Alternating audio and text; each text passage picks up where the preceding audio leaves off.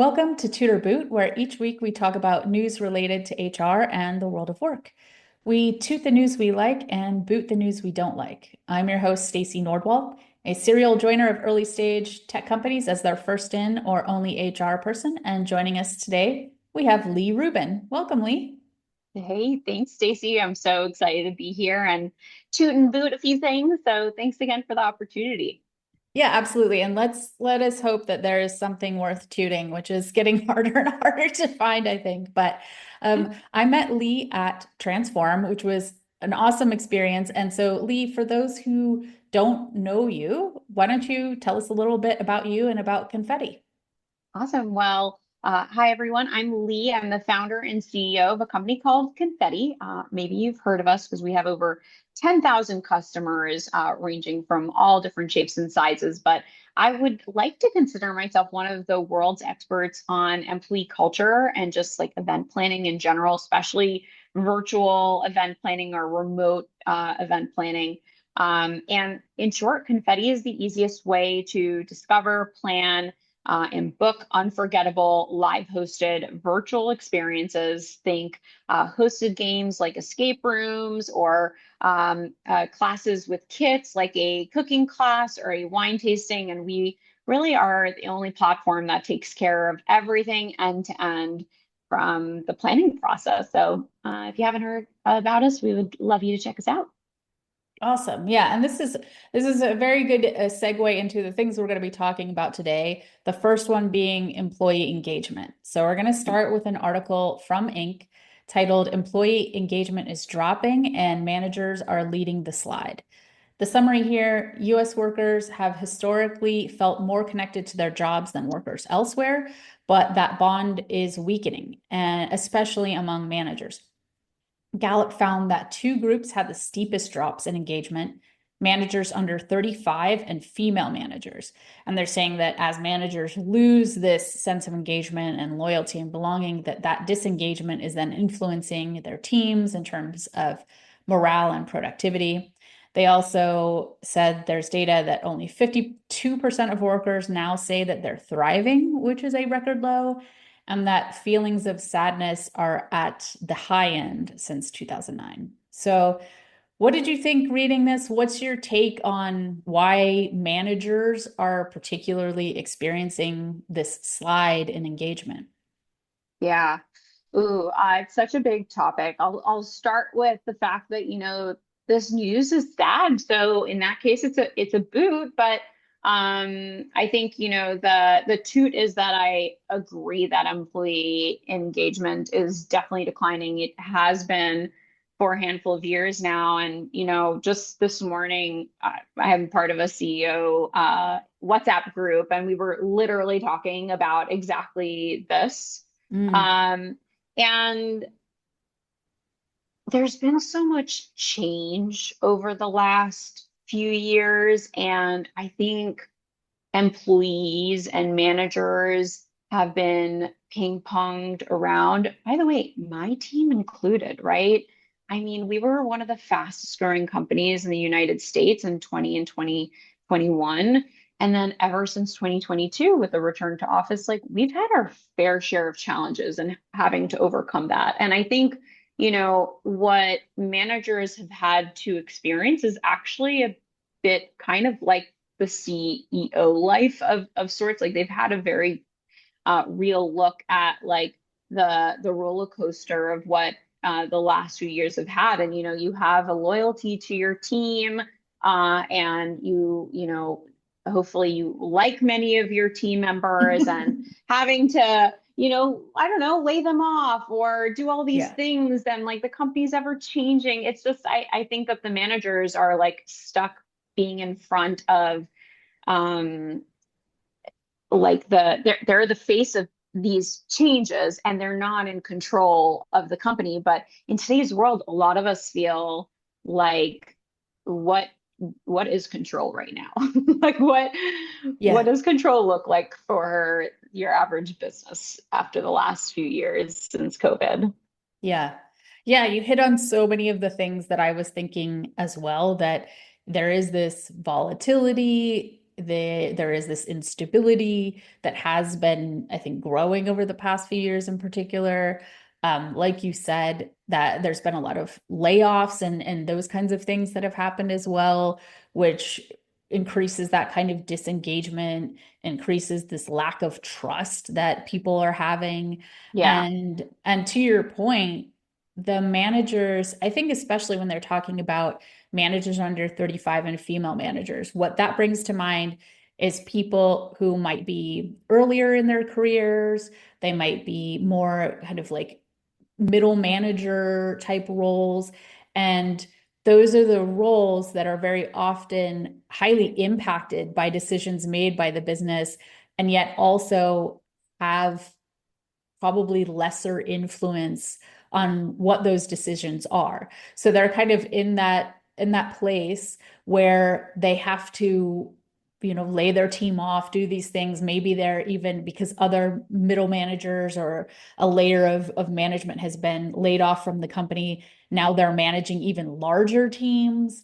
Yeah. And so they're kind of like reacting to these circumstances in the same ways that others are, and just don't, to your point, have that control. Like they don't have that influence. So to me, like that is a huge, when you're in that position, and that to me kind of resonates with being in HR a lot of times, where you're kind of just having to roll with the punches and Yeah. use whatever influence you have, which may be limited. But yeah. I also have two things to add that really come to mind. And, I was just speaking to an investor about this, and I was like, are we like going through like a really hard time over the last few years? Like, are we special in that way? Or I was like, what, tell me like some of the hardships that you had when you were he wasn't a CEO, but he was in the C-suite. And he dropped some big things. There was the dot-com crash, there was 9/11, there was the 2008 crisis. Like these are really big things. And I think um maybe one of the differences is like we have a lot of us have had a very privileged like upbringing. We see Instagram, we see a lot of, the grass is greener on the other side. And I think that like us as a society, like we're kind of struggling to deal with like the difficulties and like the turmoil and the volatility of the last few years. And then we touched a little bit on women specifically, but like I'm a new mom, and I I think I had the worst night of sleep yesterday ever since the baby was born. Like, yeah, last night was rough. So I hope I won't say anything that will get me canceled or, whatever. If it is, we can just blame it on the baby, please. But like I think, a lot of the age ranges and like women, I think specifically, like sometimes like I see it on myself. Like we're trying to do everything. Yeah. And in a work world where sometimes like all of the work that we're doing actually isn't good enough just because there's larger macroeconomic challenges that are underway, that's a really crappy feeling. Are we allowed to say crappy? Too late. So like, yeah, that's going to lead to disengagement. That's going to lead to like sadness and loneliness and all those things that are super valid. Yeah. Yeah. And to your point, I mean, what stuck out to me when they said feelings of sadness are at the high end since 2009, that was right after the housing crisis, right? The Yeah, global economic meltdown, right? And that says something, that sadness is at a level at this, or towards the level of where we were after a major global economic meltdown. yeah, And the fact that like in my career alone, as you're saying, how many global economic meltdowns have we been through? And we're in this cycle of trying to, build a business, get to a good point, and then have it kind of ripped away in some way. And like going through that cycle again and again is incredibly disengaging. yeah, The other thing I thought was really fascinating from this article is they said they surveyed people outside of the US and I think outside of Canada as well. And they said 1 in 3 workers said they'd quit their company if it moved toward US work styles. and and they said that they take, this is a quote, take a collectively dim view of today's American workplace culture. And that kind of like, I don't know, sad laugh. Like, what is that? What is that Yeah, when you're but that it kind of, I just thought that was so fascinating that people in other countries are looking at our workplace culture and they're like, hard pass, unsubscribe, like not, totally. no, not interested. And Well, as what, soon as you go to then what does that say? Europe, you like totally are like, oh, okay, cool. I get I get why a hard pass on these. But by the way, one thing that I wanted to touch upon what you said, and I don't think it's as obvious, but I think it's something that we should, equip ourselves and know. In the last about 250 years of data, every 10 to 20 years on average, there's a significant financial crisis that occurs somewhere in the world. Um, we need to like recognize that this is like something that happens. Like history repeats itself. Things happen. We need to be prepared for it. And yeah, I think the sentiment right now is very bad. But going back to uh, what other countries think, I think that's actually I know this is going to sound maybe a little contradicting, but I think that there's a healthy amount of like both a toot and a boot with it because once you go to some other countries and like you feel like they've got workplace like work-life balance figured out, and I think that that's a great toot, right? Like Mm. I think a lot of US culture has made that our life and our purpose is around the money that we make. Yeah. And I think that it's good to let go of that a little bit and not have our entire identity and our entire sense of worth being caught up in what it is that we're creating for work.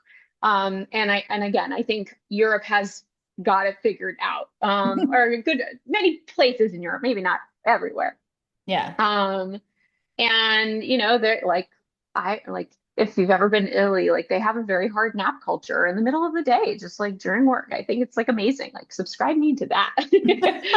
Um, and on the, I guess I don't know if this is like a boot side, but like I understand right now that it's like really hard to build a business and that ultimately if we all take a step back and if we all disengage, there's a world where some of these companies like literally won't exist, and then guess what, people won't have jobs. Mhm. And then they'll need to reinvent themselves again and figure out their why and their purpose and who are they working for and how do they show up for work and how do they show it for their colleagues and what values do they have? So I feel like a renaissance of sorts is on the horizon, and I'm largely here for it. Yeah, I think, I mean, it's interesting as you were talking, what I was thinking too is this, disengagement, is this drop in employee engagement almost kind of like a workplace existential crisis that people are having where they Exactly. are within the US, right? Are we having that because we've been through so much volatility lately, because we've seen companies decide to just lay people off, or hey, we're doing AI instead, or roll back DEI and just kind of be like capricious in all of these ways. Is that causing people to rightfully kind of step back, examine it, feel this little bit more distance between themselves and work, and say like, okay, let me reevaluate the place that this has for me, because uh I so I'm not in a place of reaction to what this entity, what is happening in the macroeconomic climate, what is happening in the organization. I'm gonna protect me a little bit more, and I'm going to take a Totally. step back and reevaluate. So it Again, if feels, too many people do that, company might not hit its goals, and there's a consequence to it that we need to be aware of. But um, but yeah, I mean, it could be a very positive thing at the end of the day. yeah. Yeah, it could be, if we're lucky, maybe it brings us closer to the things that we want in our workplace, to the kind of balance we want, to the benefits, and the health insurance we want, or all of these things, right? Like we find um this balance where it's not just like everything is driven by uh capitalism. Yeah, yeah, yeah, yeah, It's exactly. not just about the dollar. It's a little bit more of a It's balanced tough though, approach. because like we're in a place where so many of us can't afford buying a home. Like we Yeah. literally are in like the least affordable like housing market ever. Hmm. So like, and people are already sacrificing, not having kids. Like there's so many sacrifices. And then you're like, okay, like hold on. Do I also sacrifice my sanity? Like how far do we go? Um, so I don't know. Big existential questions to figure out. Yeah. I've been feeling very existential myself lately, so this is all it's all fueling me. Me too. Oh my gosh, Stacey. Maybe then that's going to be a whole separate podcast. Oh, yeah. Oh my gosh. Okay. Well, on that note, I'm going to move us to the next article before we get too down the existential rabbit hole. We have an article from Reuters. This is BNY asks employees to return to office 4 days a week by September. The recap here is the Bank of New York Mellon is mandating that employees go from 3 to 4 days a week in the office starting September 2nd. As per usual, emphasizing, hey, in-person collaboration. This move is following similar policies by other financial institutions like JP Morgan Chase. In a memo, they say, quote, we believe that it is important that all of us spend more time together working, leading, and learning from each other. We're committed to maintaining personal flexibility and will continue to support remote work 1 day a week. We have no plans to return to 5 days in office unless circumstances were to demand otherwise. End quote. Um, so they say they're moving from 3 to 4 because they believe it's important to spend more time together. They won't move to 5 unless maybe they decide to, move to 5 because why not? What did what did you think about their reasoning? What do you think about this kind of pull back into the office because we got to spend more time together? Yeah. Well, there's a lot of toots and boots in between. So Mm, I'll say that I think that successfully running a remote company is a skill set. yeah. And you need to know your skills. And if you don't have those skills and you own it and you're like, dude, I don't know how to manage you remotely. And the only way that I know is through face-to-face in-person collaboration. Then I choose it because like you gotta work with what you're comfortable with and what you believe in. And um, do I agree with it fully? Like, no, I don't know if proximity equals connection. Hmm. And I am curious, how else are they cultivating connections besides physical presence? And just a Yeah. pattern in general that I've seen is two things. First of all, a lot of these big headlines are coming from very big companies, right? But remote Hmm. work is here to stay. And a lot of the smaller companies that are, sub a couple thousand folks, which makes the large majority of companies that exist. Yeah. A lot of them have stayed remote first or hybrid and have continued to be flexible. And, I've never managed a company for 51,000 people. Um, I bet it's freaking hard. So like, I don't know, like I just like that's where I'm trying to just empathize.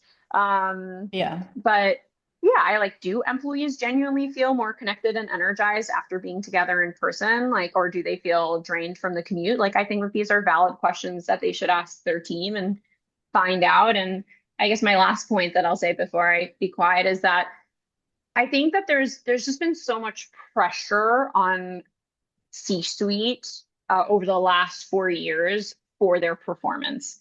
Hmm. And sometimes you need like an easy kind of, I don't know, scapegoat. Again, 3 hours of sleep last night because of the baby. Like sometimes you just need like a thing to point and blame, right? Like it's so much easier to be like, oh, the reason why this company isn't doing well is because we're 3 days out of the week when we should move to 4 days instead of, oh, wow, we don't have product market fit or our managers are really disengaged, like we should do something like that. Those are harder kind of questions to like look at and be honest with ourselves with. So Yeah. let's just bring everybody to the office for 4 days. Yeah. Just blame that. Yeah. No, I think that, I mean, that is a really good point, and that is kind of what my like pet peeve about all of these things are too, is exactly that they're not looking at all of those things that you mentioned. They're, instead of thinking about it and trying to address the different problems that they're seeing, or if it is a performance problem, whatever it is, they're just saying, okay, bring everyone back into the office. And to your point, leading a remote company is a skill set. It is something you have to do intentionally. You have to build processes and ways of working and get your tools together and all of that kind of thing.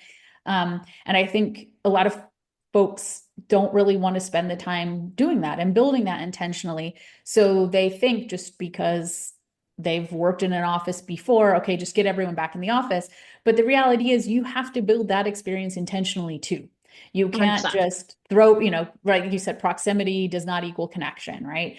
Just because people are in the same place and co-located, especially with an organization of 51,000 people, you're still working remotely anyways. Your teams are still distributed. You're still doing, on, like they're talking about, we want to respond more quickly to dynamic, fast-paced financial markets.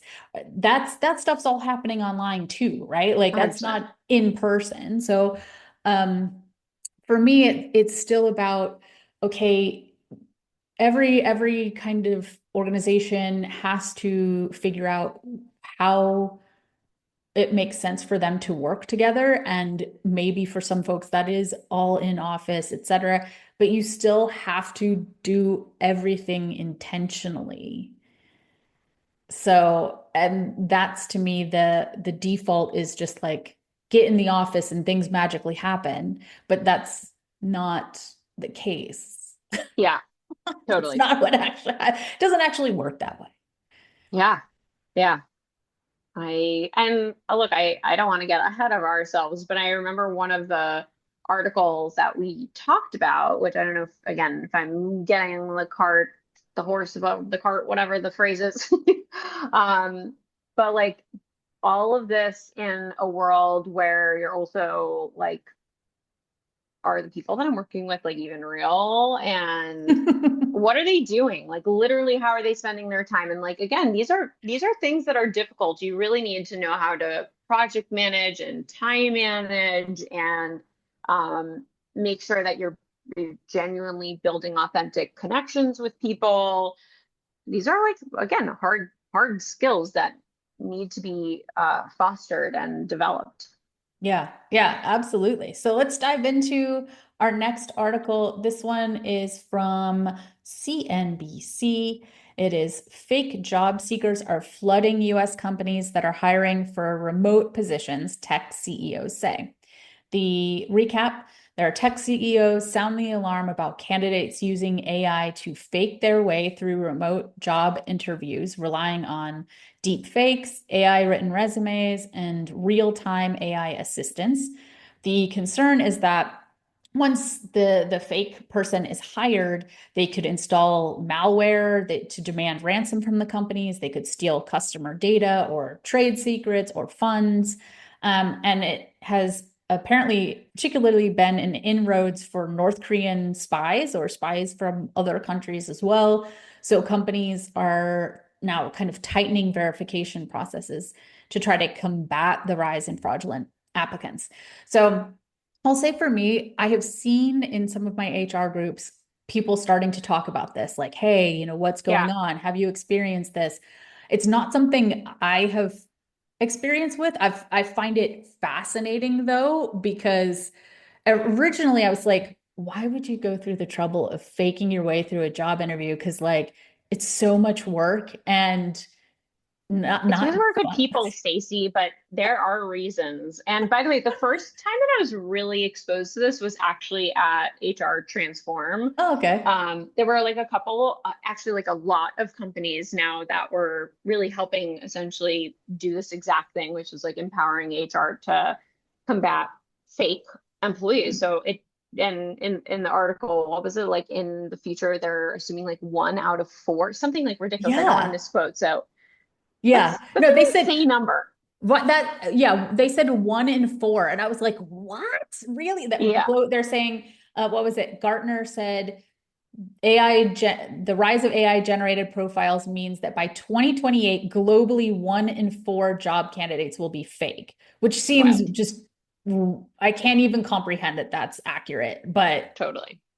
that's what they said. Yeah. So what have you heard about this? So look, I'm also like thinking to myself, like, what can I share about personal experience that won't get me in trouble? Yeah. But the long story short is uh we hired once a candidate that um he was real, we think. Hmm. It wasn't AI, but it did get us to a point where we got very nervous and we were like, this is why people do background checks. Like we need to make sure that we're doing this stuff. Yeah. And it sucks because we existed for many years and like no issue with like no background checks needed until one person sours Yeah. the situation. And now, that's like another whatever it is, $200 per candidate that you end up like spending. And what can I say? Look, I think that this is like a real concern. And you ask like, why would people do this? I think because, especially in a world with remote work, you can technically apply for multiple jobs and collect multiple paychecks and just wait for people to fire you. Yeah. Like, that's possible. Like, you could do that. Well, you can't really do that when you're showing up for work in person. Yeah. Yeah, not yet. I don't know. Once those like, humanoids like start going in places, and then I don't know, like there's like the spy elements, which is beyond me. But yeah, I mean, like what was the two HR companies that got into really big public argument right now? Oh yeah. Rippling and Deal? Deal.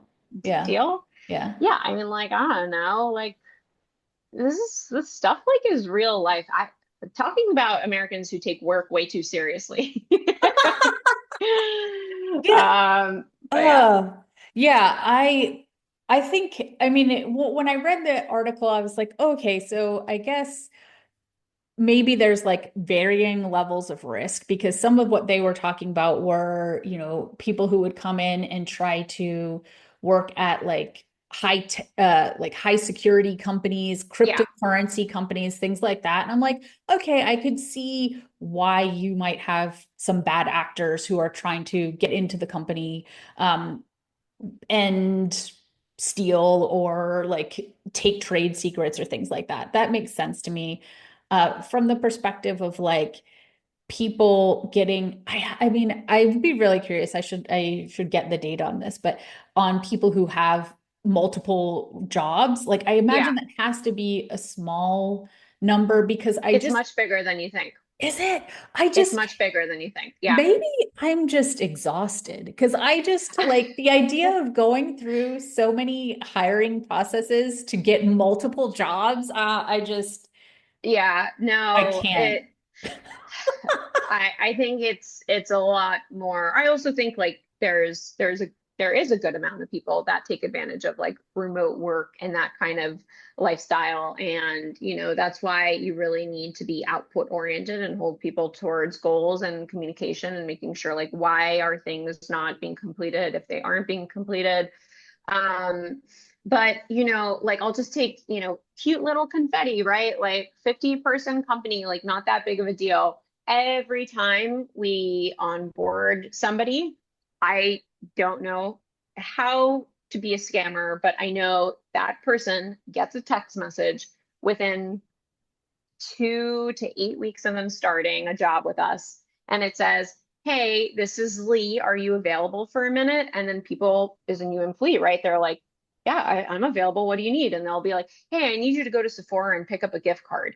Oh And no. that's a thing. Now, I've Yeah. had other founders who have had essentially, clicked on the wrong link and then Yeah. they get access to all their information and now they're negotiating with these scammers and being like, oh, well, I have your entire CRM, I'll sell it to your competitors or I'll, like whatever it is, right? Like you're holding people hostage, like companies hostage. I'm going to leak this data information. I'm going to do this. Like, so Yeah. it like any company can become a victim of this. It's just like it's like what is it called? Like why am I blanking? It's because I didn't sleep last night. Identity loss. What Ident is it?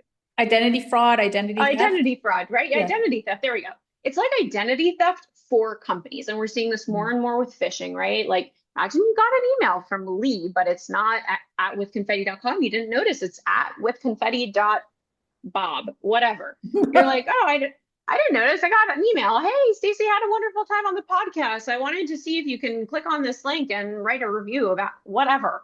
Yeah. Like you might click on it and then all of a sudden it's like, ah, Stacey,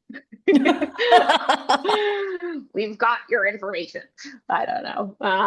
Life I is don't, such cuckoo. And this is why we're like all like, all right, maybe we should check out and go to Italy and relax. yeah, I got to keep those tutor boot trade secrets tight. Exactly. I love Wow, that. this is really, I have to say this is just really fascinating to me because yeah, when I really didn't think like you're saying, and it makes perfect sense, right? That somebody could come in and just be a bad actor, get access to your CRM, steal all your information and ransom for it, or just sell it to somebody else or whatever. Which is an interesting, yet I guess another interesting thing that HR folks need to kind of prepare and battle against, train against, and 100%. yeah, there's so many things that keep falling into our bucket. Yeah. Yeah. And I think like we're all overwhelmed. Yeah. Yes, the world is getting it's just especially more and more complicated. And I guess for every kind of side that you hear about like what AI is going to unlock, in a positive way, it's like it's also unlocking some of these things that now we're having to figure out how to deal with as well. So Yeah. Yikes. Well, Lee, thank you so much for joining. I really enjoyed your insights on all of these articles. For folks who want to connect with you or want to learn more about you or what you're doing, how can they do that? What are you Well, promoting? What can they learn about? definitely connect with me on LinkedIn. I'm Lee Rubin. I think the handles Rubinell. I'm also very open with sharing my email, but just because we talked about security, DM me on LinkedIn and then I'll send you my email and we can talk about all things HR, culture, events, team building, or just existential thoughts. Yeah, I'm all for it. All right, fabulous. We will include those links in the show notes. And Lee, again, thank you so much for joining. Thanks so much, Cece. I had a blast. Thanks for listening to another episode of Toot or Boot. You can keep in touch with me, Stacey, on LinkedIn, and be sure to subscribe to our newsletter at tootorboot.com. And if you're enjoying Toot or Boot, we'd appreciate your positive review on your favorite podcast platform.